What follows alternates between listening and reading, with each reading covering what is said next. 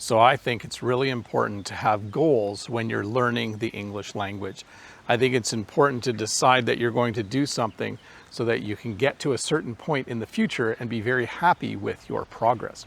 So in this English lesson, I'm going to give you 3 goals, or actually ideas for how to create 3 of your own goals based on certain parameters, based on certain things you can do to achieve those goals. So welcome to this English lesson about setting goals. Let's look at 3 goals that you can set so that your English improves for the future. The first type of goal I think you should set for yourself is a goal that repeats and eventually has an end. And let me explain by giving you an example. Let's say you decided to learn 1 new English word a day for 30 days. In that example, the goal has repetition. You're doing it every day, and it has an end where you can celebrate because you have achieved the goal. A more challenging goal might be to study English for an hour every day for 75 days. You're going to do some reading, writing, listening, and speaking every day for 75 days.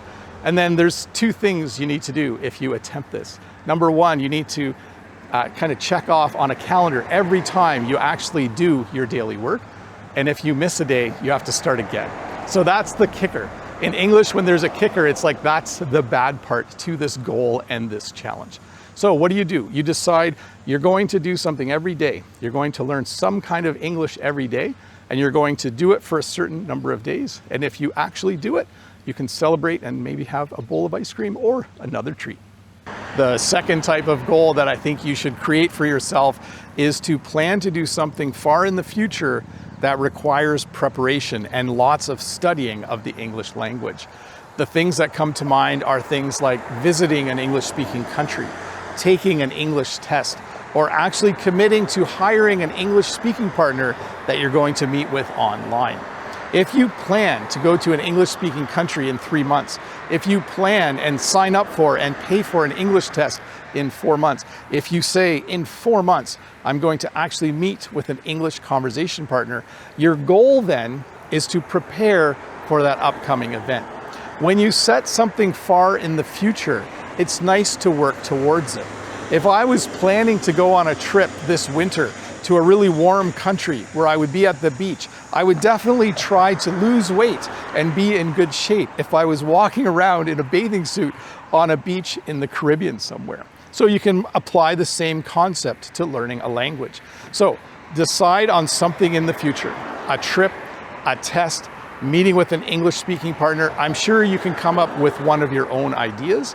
And then your goal then is to prepare for that stressful upcoming event. I'm pretty sure you can do it. And if you can think of any other ideas for things that you could plan to do in the future that would make you work hard learning English, please leave them in the comments below. I would love to hear your ideas. The third type of goal I think you should set for yourself is to decide for a little while you're going to do the hard things and not the easy things when learning English. And here's what I mean by that.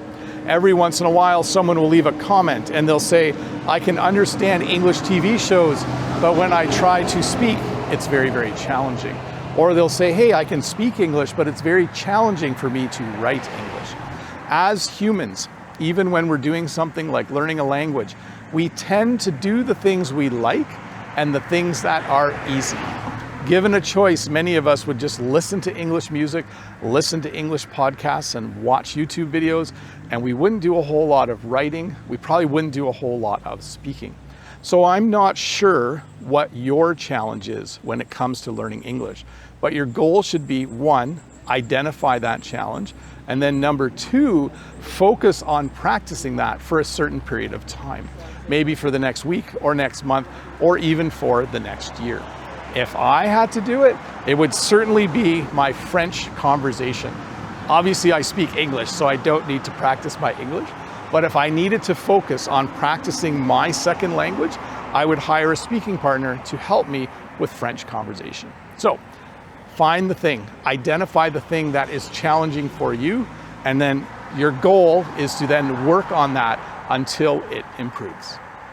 Well, hey, thank you so much for watching this really short English lesson about goals you can set to help improve your English.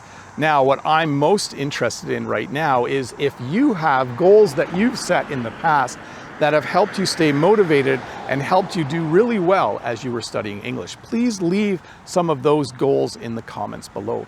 Maybe you have this really awesome plan for learning English strategically over 30 days.